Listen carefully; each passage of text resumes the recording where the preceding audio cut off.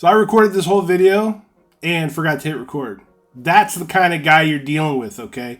Full disclaimer, you're talking to a dummy about horror films. But let's go ahead and get back into it, because when there's a new camp slasher, I can get a chance to put my grubby little mitts on. I'm not ashamed to say that I pee a little bit out of sheer excitement for what might come my way. Then, if you factor all of that into making this movie the meat of a cursed witch sandwich and sprinkle in a kid from Hawkins, almost don't know what to do with myself.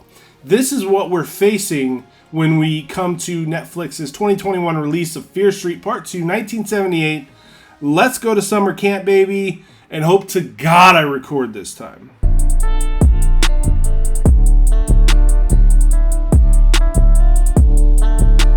Now listen, we are heavily taken care of with a recap of 1994 that features Nick Good and all of this douchiness.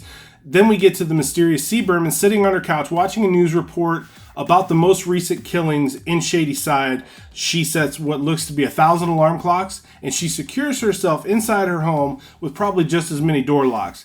And then again with the banger music, because The Man Who Sold the World resonates through the speakers as we move on to Dina and Josh showing back up, trying to break into C. Berman's house because they've got Sam the Deadite, the burgeoning Deadite, in the back of the trunk, and they're just trying to figure out a way to save this girl. And the only lead they have, the only hope they have, is this person that they know survived this ordeal before. Now, C. Berman, not thrilled that they're trying to get into her house. They assure her that her pretty little boo thing in the trunk is beyond saving. And she tells them, run far, run fast, and do it now. Once they're told, or once she is told that that's just not an option, she sits down with them like an old sage telling these children an old yarn about what happened in her day. And we get a grandfather clock chime. Shout out Vecna, more of that Stranger Things Netflix goodness. And then C. Berman tells us of the July 1978 excursion to Camp Nightwing. Another great set of intro credits follow, a little bit of snippets from the past film. Very, very well done how they bring us all up to speed and get us ready for what's about to unfold at this summer camp in this film. Max! Much like Robin in the 1994 edition, Netflix torments me with a cornerstone of a show that I love and puts them firmly in danger. Max's name here, though, is Ziggy, and she's running her little ginger ass off through the woods before she's clotheslined by some jerk who we would later find out is the future mayor of Sunnyvale. So, yeah, probably checks out. Politics used to be a jerk off. Those things go hand in hand. And that's as much as political conversation as we're going to have right now. Lucas would have whooped this dude's ass, though. I mean, there would have been no contest on that. Ziggy is a Shadysider, and a group of Sunnyvale mean girls, just mean, tracked her down, accused her of stealing, and string her up to a tree in the middle of the woods. So you know these youngins ain't f***ing around. Now, Sheila is the leader of these girls, and she's really imposing. Like, they do a really good job with her. She accuses Ziggy of being possessed by the witch Sarah Fear, and even takes a lighter and burns Ziggy's arm. Now, luckily, Nick Good arrives. Yes, that Nick Good, and he saves the day because he gets a little bit taken with Ziggy. You know, there's the whole Romeo and Juliet, wrong side of the track sort of thing. By the time we arrive at Camp Nightwing, it's just a beautiful thing to see. And everybody at camp is either from Shadyside or Sunnyvale, and to be perfectly honest, they're getting along a hell of a lot better than they were in 1994 at that football field and the vigil that they had. Every one of them, though, really jazzed for this capture the flag game that's coming up between the two sides. They're calling the Color War of 78 now. Probably couldn't use that phrase nowadays. Aside from brutal, bloody murder, the focal point of this Fear Street chapter is a pair of sisters who really seem to be on different paths in life. You know, we've met Ziggy, and Ziggy is very jaded, almost to the point where she's hopeless. You know, every day it just seems like she's just trying to get through the day. Sadie Sink is fantastic in this role. And then on the other side of that coin is her big sister Cindy, who is a counselor this year.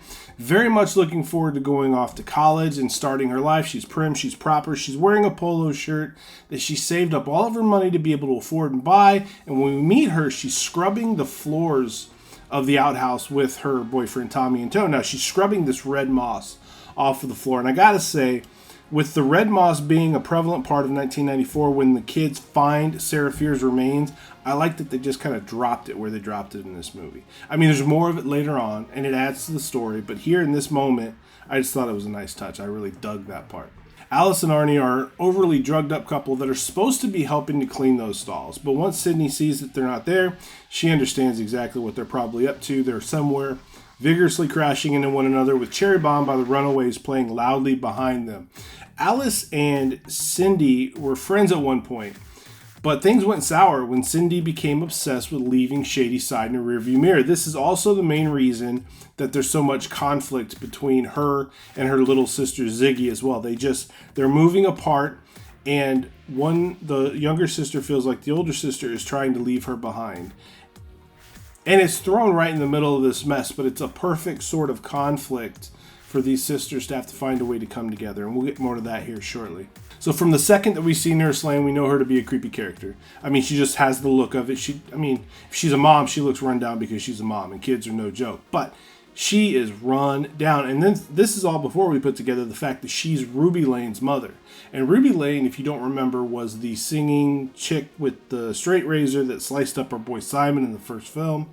This is all before she attacks Tommy with a knife while Cindy looks on, because Nurse Lane comes out and says, "I saw your name written on the stone. One way or another, you're going to die tonight."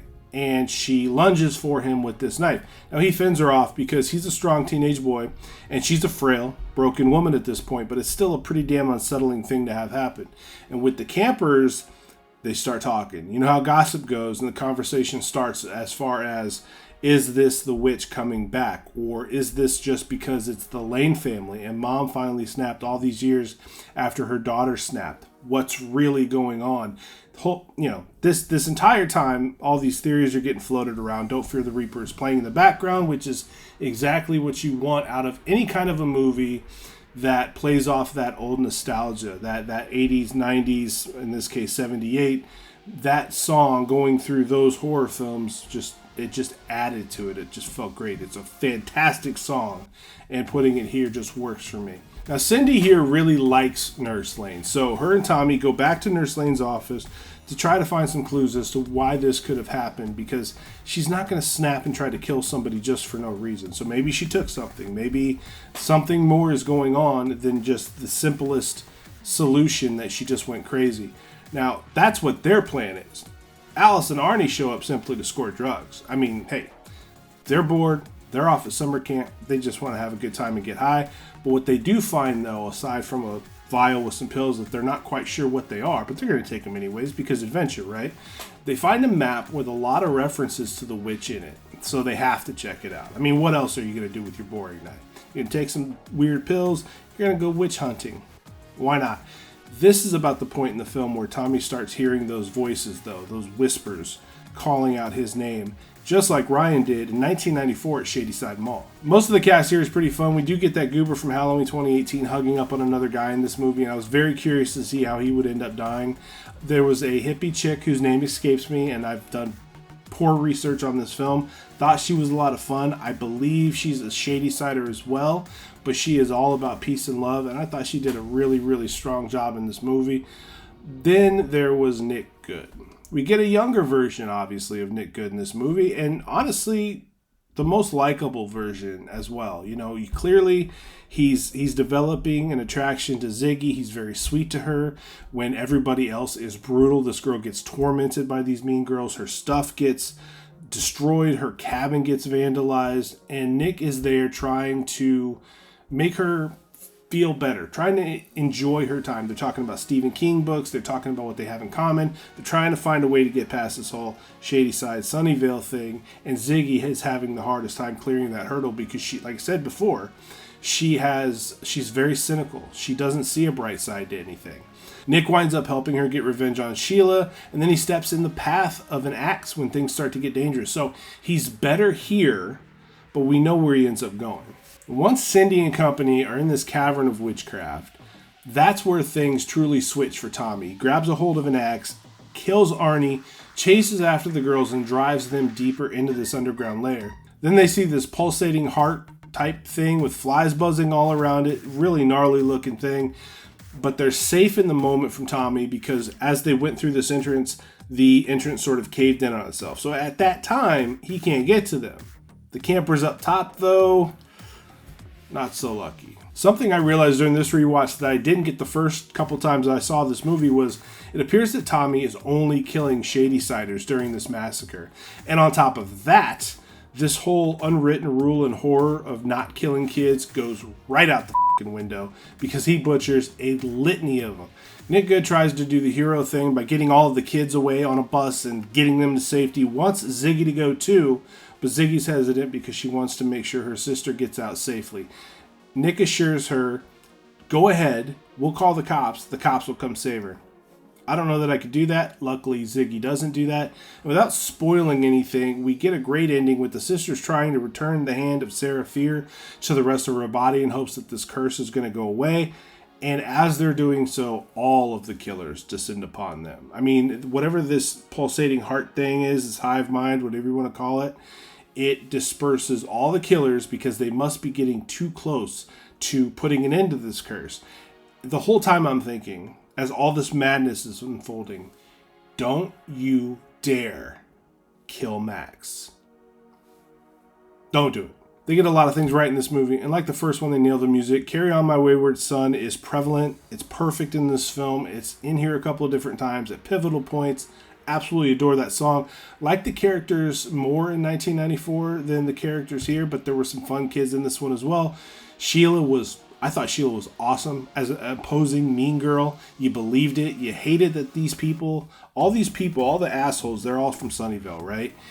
And you were supposed to hate them. And you did. But in these movies, the thing you do normally get to look forward to is the pricks get killed off at some point. I mean, just has to happen. The problem is, in this movie, Sunnyvale kids aren't targeted at all.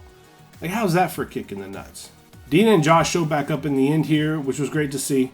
Just a really fun continuation of this story, which we are told ends with the 1666 version. And overall, this one's going to age gracefully. I thought this was just a shade better than 1994, and that's probably mostly because of the camp setting. I'm a sucker for all things camp slasher, but I gave this an 8.5 out of 10.